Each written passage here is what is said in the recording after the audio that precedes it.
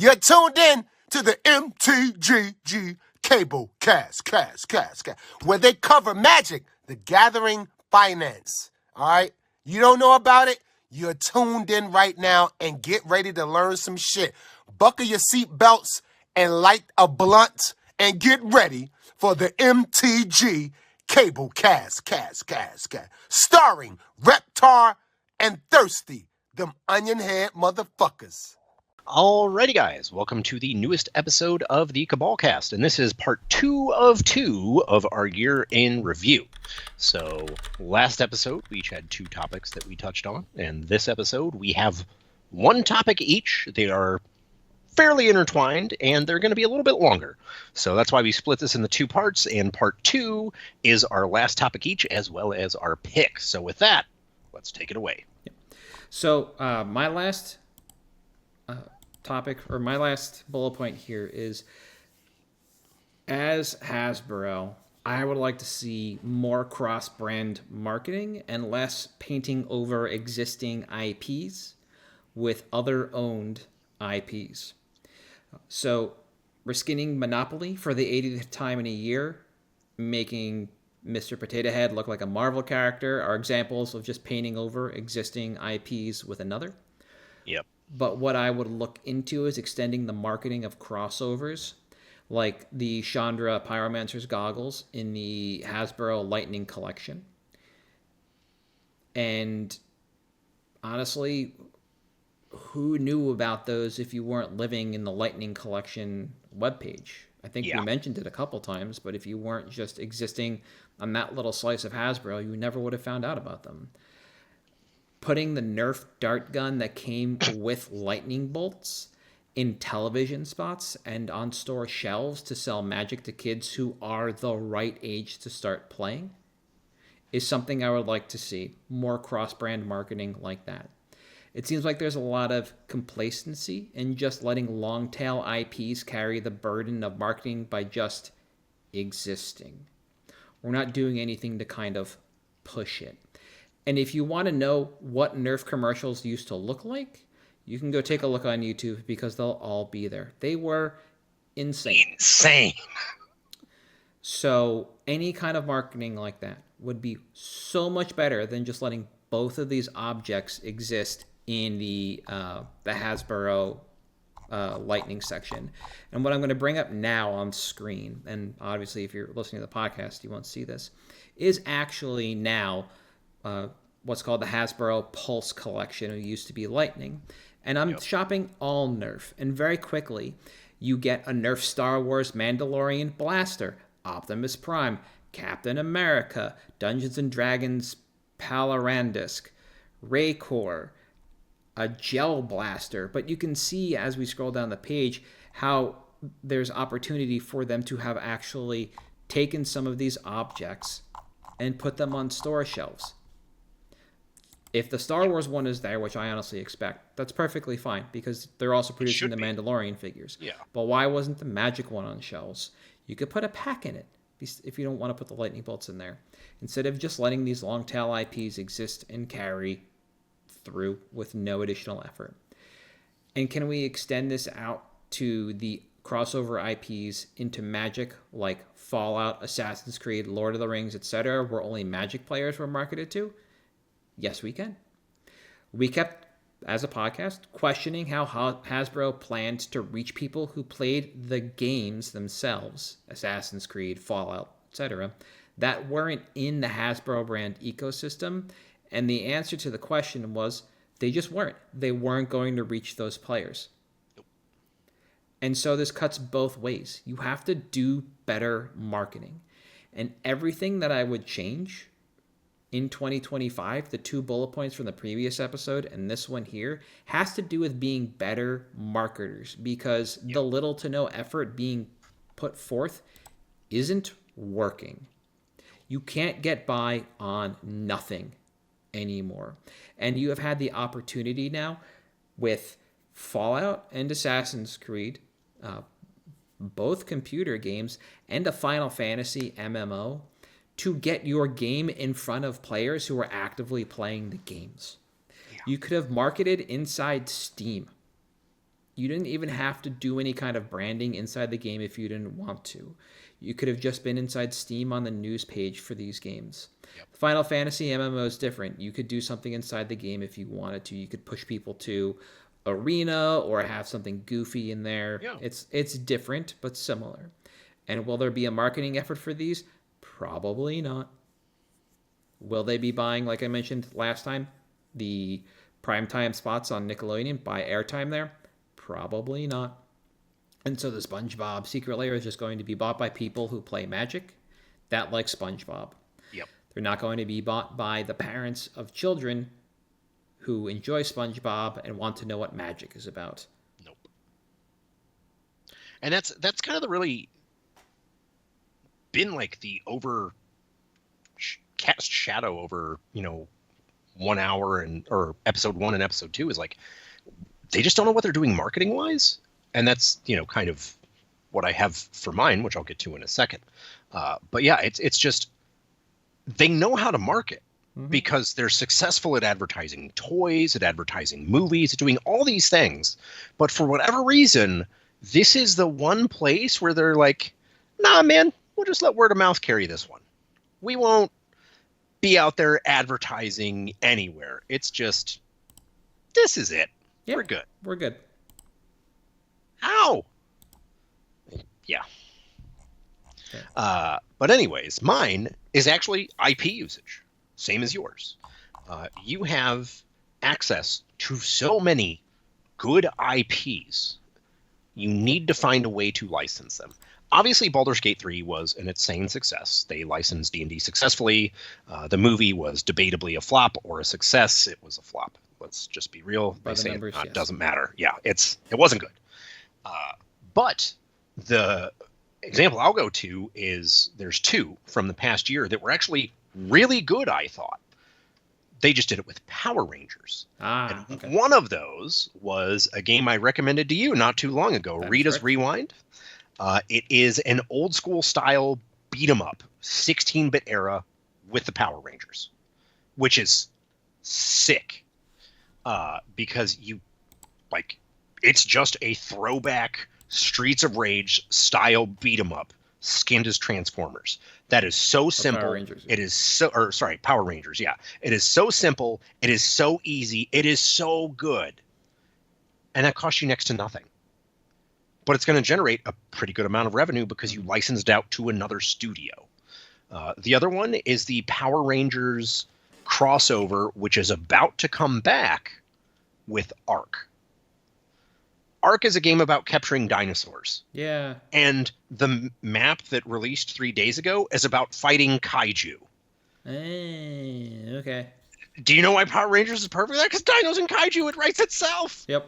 And yet again, they licensed their IP out to someone. It was good. They could take their pick, basically. This game is good. We want to put it there. You can pay us for it. Boom, you've got it. Because if they're not going to try to use their IP to accrue players, which, frankly, that's what they said they were trying to do. Yeah. Then you need to carefully use the IP you have to generate the most efficient revenue possible so that you can improve the quality of your product overall. And that's when I really think that things start to get not so great, is when they say, hey, we're going to make a Netflix show with magic. That sounds sick. We have an idea and we want to run with it. Stop that. You clearly don't know how to run your IP. You don't know how to market. Find companies that have a suitable track record that's pretty solid, and you license the IP to them. Yep. You don't go the Wand of Gamelon route with some unknown studio and you license out to someone and you make the worst, not just Zelda game ever, but quite possibly the worst episode or worst game ever. But on these small licenses that they've been putting out of, hey, develop this game on Power Rangers. There's been some really good kids games for like Peppa Pig and stuff like that on cell phone and tablets. That's the stuff that if you clearly can't figure it out, let someone else do it. And they just don't seem to get that. And it's infuriating to me because for the C-suite to have been primarily of Hasbro background, how do you not understand how marketing works? Because let me tell you, there's not 4-year-olds out there conversing about the newest Marvel toys and which ones they want. They just buy it because they see commercials, and they somehow don't understand that advertising is what you should be doing. But that's just WotC bullshit, I guess. That's where they're at, So yeah. No, I think it's appropriate, and it's interesting to talk about the Power Ranger stuff because as you were saying that, I thought of another game for Power Rangers that came out a while ago, but I'll get to that in a moment. When you sent me the link to the Power Rangers game and I watched that, we talked about it briefly. There were a number of Power Rangers games on 16-bit consoles, but there's one specific one for the SNES, and I don't think it's the movie. There's another Power Rangers game that basically is the exact same thing. It's a side-scrolling beat-em-up, but it wasn't made with the idea of being an arcade game in mind, meaning just stealing your quarters. It's just going to be so difficult. It's like they took that idea, they improved it because they saw what Shredder's Revenge, the Ninja Turtles game, did with the success of upcycling the beat 'em up, putting it into 16-bit graphics, which has been also a movement in games right now, and then pulling from nostalgia, using that game as their guide for Power Rangers, and it turned out to blossom into this game that a lot of people really enjoy. Then they threw in some other elements. It looks like there's a vehicle-based level, like they pulled out from Armored Core and the Ninja Turtles arcade game, and kind of upcycled that idea. Fantastic. The other Power Rangers game that I thought of that some people know about, I'm sure, is Power Rangers. Is it Power of the Grid? Yes. That is a fighting game that is good enough to make it to Evo and be one of the more popular games for several years running. Yeah. And that is an IP that does lend itself to a fighting game pretty easily. And they also did it in the 16-bit era as well. So they just keep upcycling all these ideas of the Power Rangers. And so you just need to find the company that's going to treat your IP right for that. They did it before. They can do it again using modern era technology and ideas about how the game should actually function, levels of fun, etc. Yeah. And they're doing really well. Magic has gone through a number of iterations on how to make the game that you're playing feel like you're playing a game of Magic. And one of the things that it seems like gets glossed over is the fact that for a very long time, a year's worth, like years, 4, 5, 6 worth of time, we basically had enough lore to make a turn-based RPG. Yeah. Because of the Gatewatch. You go out, you venture into the world, you find your friends, you come together, you beat the Eldrazi, the next big boss is Nicol Bolas at the end of the game, what have you. You could have done a turn-based RPG. Instead, they tried the action RPG. It was so bad. Yeah, like Diablo, while also collecting cards so that you could cast a spell. Yeah. Like you had to find your spells, and it just didn't make sense. And they went with what they knew, which was spinning off D&D into a game, and you get Neverwinter Nights. So we'll just do the same thing with Magic. We'll make it like the next closest thing, D&D or an ARPG, because Magic is an action-based game. You're playing as a planeswalker. There's the RPG, and we'll run with it. I don't think we've actually tried making a turn-based RPG like we've seen be extremely popular since the dawn of time. Yeah. It doesn't need to be a full JRPG. It could be an ARPG like a Legend of Zelda game where you pick your hero and you go. Or you could put together the whole Gatewatch. It doesn't matter. Yeah. And the game just works and plays out. But because nobody there seems to be able to find good or companies to treat the IP properly, or maybe they don't believe in the pitch, they just keep picking where they see the most amount of dollar signs would be immediately, regardless of how the IP is being treated, seemingly. They just kind of run with what they know, and it's not working out. Yeah. it's really frustrating me because it seems like, and I mean, I guess I'd have to look back, but we've got, what, 4 years now of earnings calls where, IP costs were too high. Profits were less because of unexpectedly high IP costs to license other things into their products. Well, then start being better about licensing them out. Again, when we did the episode 2 or 3 months ago, Pokemon, and their licensing money just from licensing their IP. That is absolutely something that, with the staying power that Wizards of the Coast has, not through Magic, but through Dungeons and Dragons. Yeah. How is that not something that they have done more with? I understand, obviously, movie production times and game production times are lengthy. Baulders Gate was in early access, I don't know what, I think pre-pandemic. Yeah, it was a long time. So it was a while. But that also allowed them to get community feedback on their IP and improve it with community feedback. And they delivered a great product. Yeah. And I think that's something that they're less want to do because they want to make money faster. Yeah, I think that, like I said, I think that's all it is. They look at the upfront cost, and then it's just it's a graph with a slow downward slope. Exactly. Yeah. It doesn't. It's not a graph that just stays the same or goes up. They just want the money upfront to pay off the costs of Entertainment One, or seemingly the hole they can never climb out of from buying Power Rangers forever ago, like making 2 G.I. Joe movies, whatever. Yeah. And so they just kind of let people beat up the Magic IP. Yep. So, anything else before picks? No, let's start it. All right. I went first last week, so you can go first this week. All right. Mine's kind of interesting. Good old Creeping Corrosion. So, this has one printing. A lot of people forget that because it just destroys all artifacts for 4 mana. That should be pretty simple. It should be pretty universal, but it's not because it's plane specific. This card, if you look at the stocks graph, is very interesting. So we have, if you look, a large spike on this card in market back in like July, August. That was because of Igra, the Tiger General that gets bigger when food goes to the graveyard. So that is not at all tied to the unbannings, which is why I'm picking this card. Now, if we go further into the future, we can see something very interesting happen. So we hit a low early November. Shortly after, card skyrockets again on low price.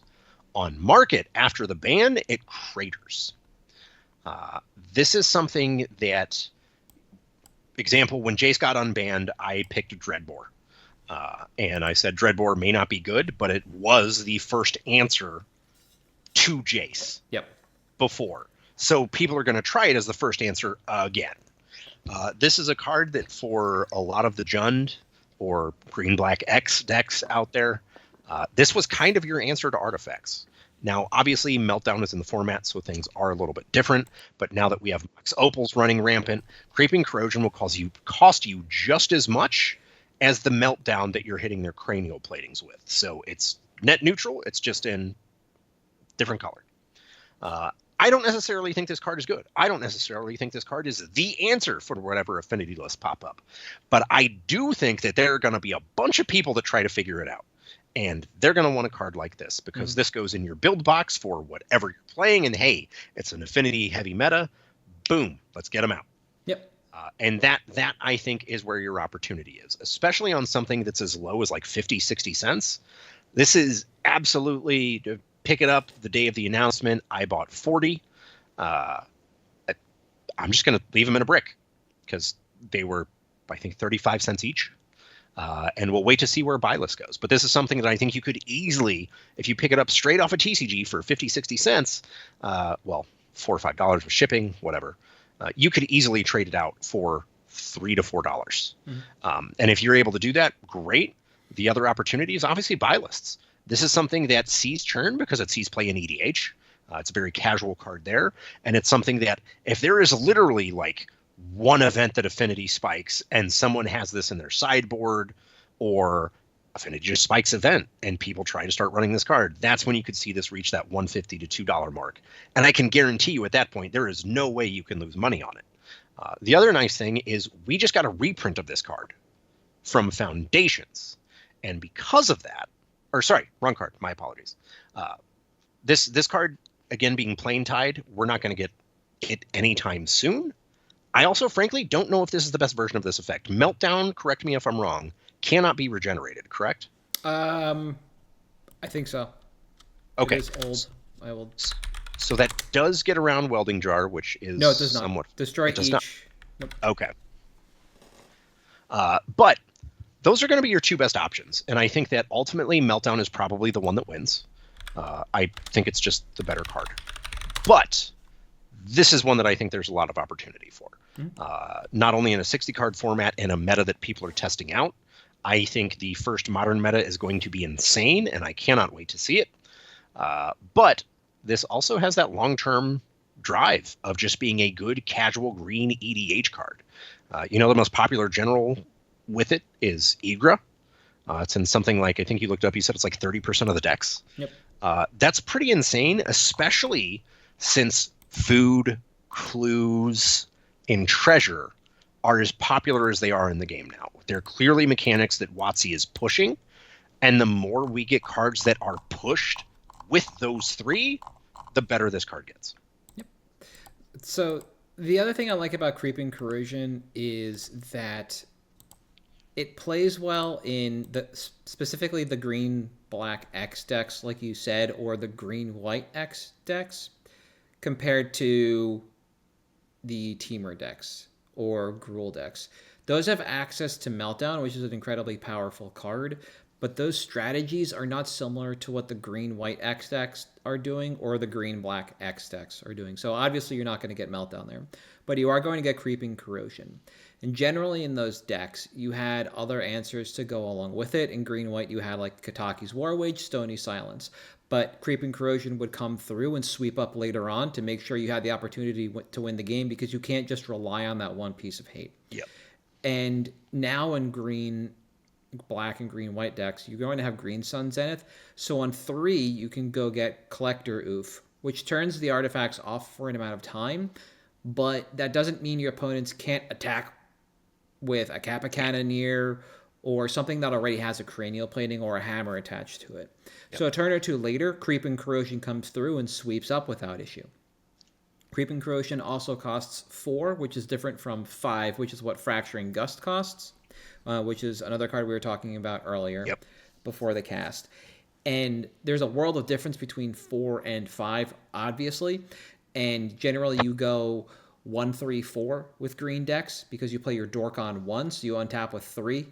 Yep. And then you play your third land, you have 4. You don't go like 1, 3, 5. That's generally more for decks that play ramp on 2 as well. So you're looking at like Titan Shift.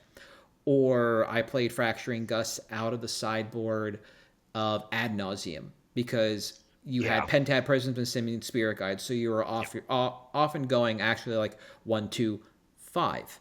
Yeah. So Fracturing Gust was your better option there. It did a little more. And being so powerful, so flexible, so low to the ground in terms of mana value for Modern is going to be really important, especially as, like I said, that actual like cleanup effect. Yeah. Collector Oof holds the ground. Creeping Corrosion makes sure you win the game. Yep. And it's going to be really important now. It's going to be really important into the future as people start to build out Modern and begin to experiment with, what wins and what doesn't. Is Mox Opal going to turn the format as much as people think? If it does, what do the decks look like? Because Collector Oof, like I said, isn't good against decks that turn its creatures sideways, which is basically what the 8-cast deck wants to do. Yep. Exclusively. Yep. And it's better against Breach than Creeping Corrosion is. So there's opportunity for all these cards to kind of float through. And I know you wanted to focus on Creeping Corrosion. I think that's a fine place to start, but I would actually I would advise going down the rabbit hole a little bit. Yeah. So it's one of those, this is the one I think, but there is so much opportunity here for sideboard adjacent Yep. staples or experimental staples. And I encourage this every time there's a BNR, because anytime there's an unbanning, I should say, the meta is wild for a while. It just gets like that, and that's fine. It's super cool. It's fun. It's a blast. That's when there is so much opportunity, though, for even on penny stocks, room to make money. Because when things are this open compared to how they were, there's a lot of people experimenting. So you can get stuff like this and hit big on it. Yep. So I like this overall. I haven't been thinking about Modern too much right now because it is in another season. I've been thinking about Standard, but I'm glad you took the time to look at this. On my end, I am going with a card that is interesting because it does not see play in Commander according to EDH Rec, and it is going to be Steel Enchantment. For 2 blue, you get an enchantment, and it says gain control of enchanted enchantment. So when it comes to what this does in Commander, it's all in the name. Yep. You're stealing an enchantment. As I was taking my notes, Card Kingdom had no steel enchantments on their buy lists, but they were selling 33 copies at $4.50.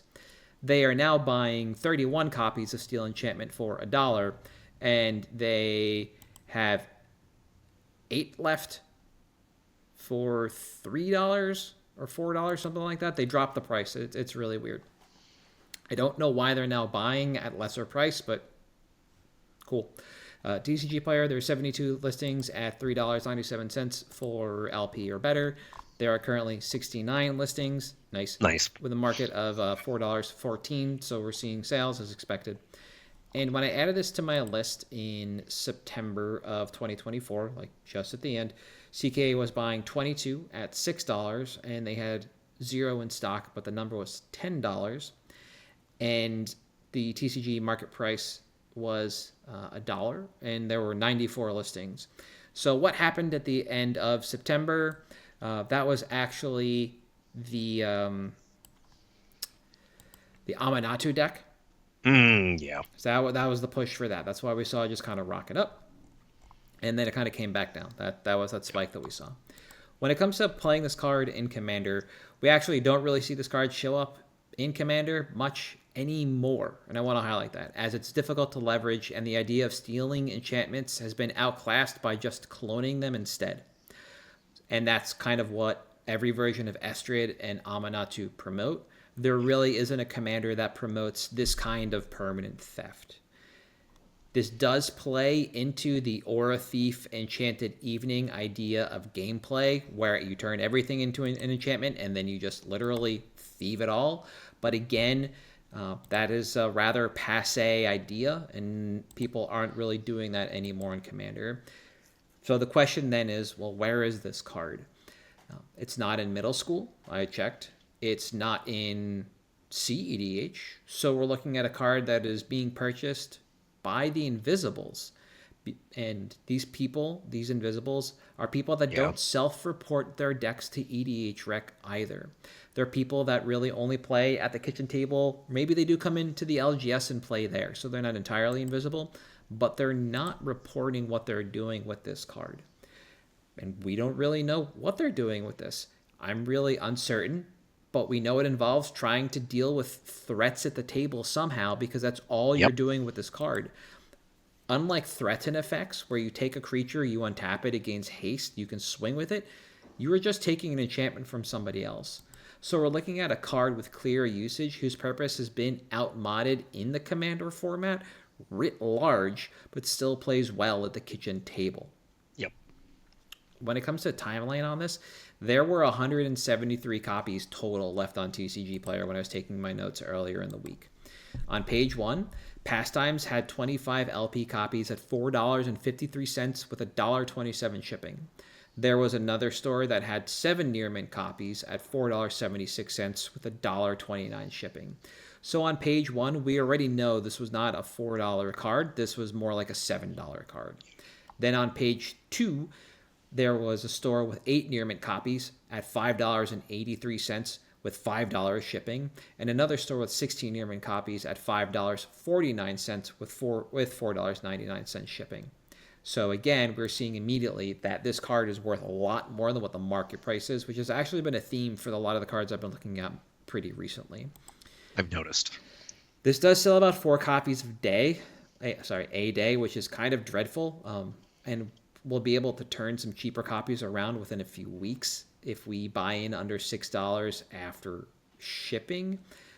So we'll have to wait for the first 55 copies to sell, which will happen in just under 4 weeks. And at that point, we're making it we're making a decent profit as this climbs to $8 rather quickly after that.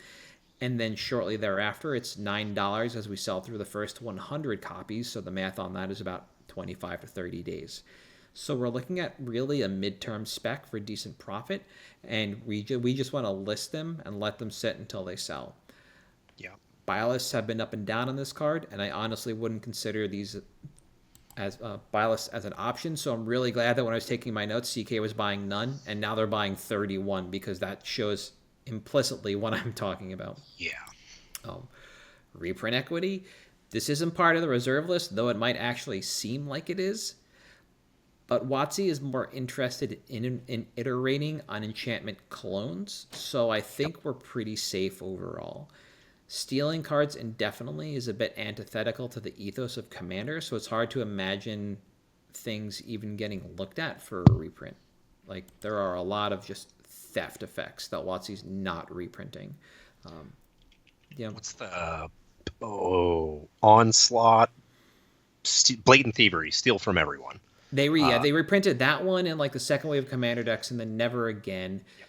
I think Bizarre Trader is another one that they haven't done. Again, I don't think there's an end to that theft. Donate itself is on the reserve list if memory serves. Yes.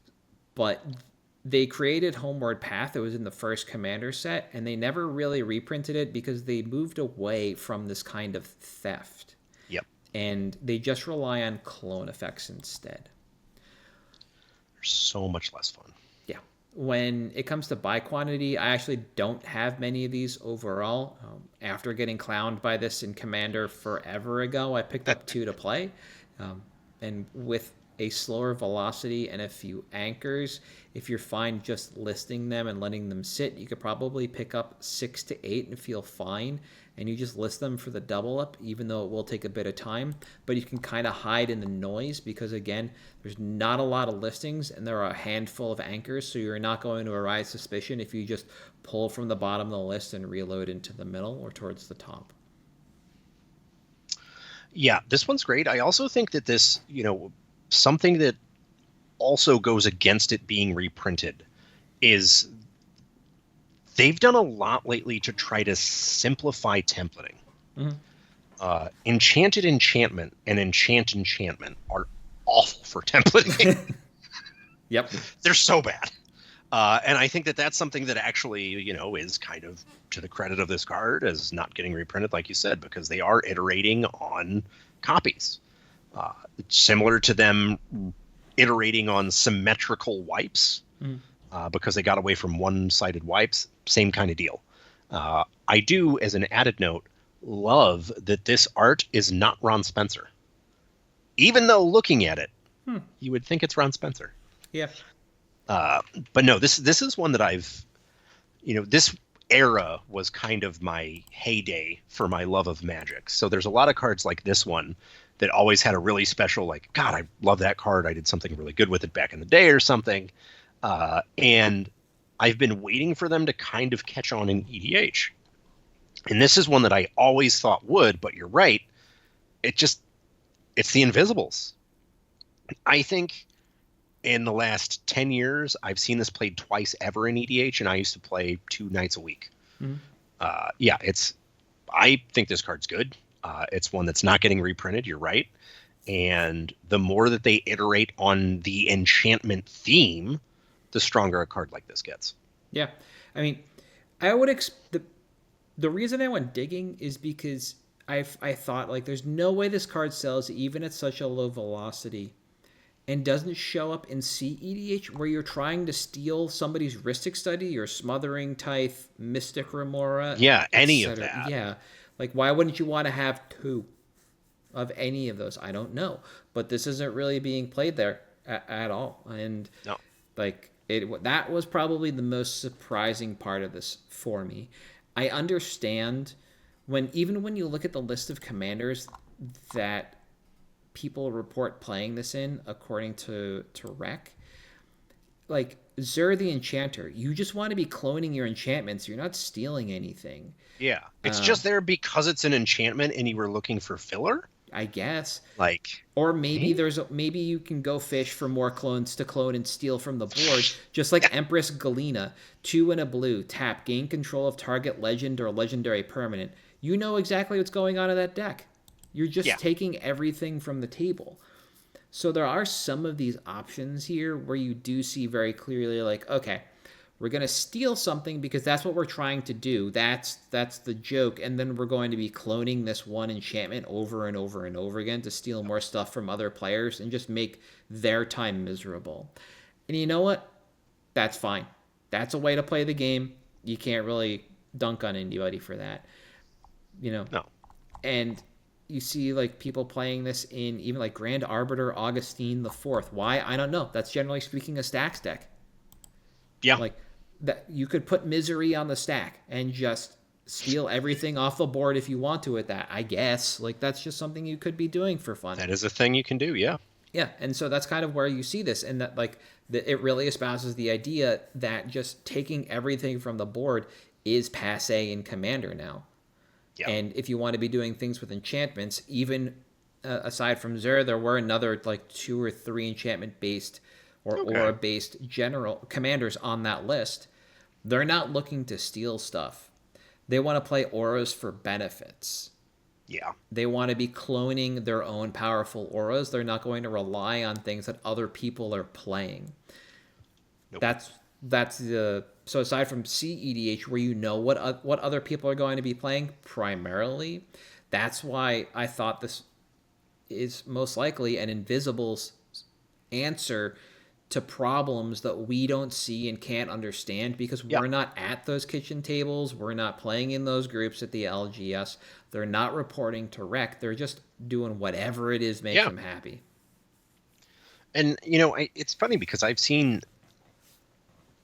we haven't seen more Invisibles come in the store and stick around. We have seen some come in the store and become regular customers, but not necessarily playing there. But the amount of people now in just our EDH crowd that have started, the way they get their decks is still EDH Rec, right? And they'll find a deck that they like and be like, okay, well, I'm going to cut 40 of these cards and then change them and just never do anything with it on EDH Rec.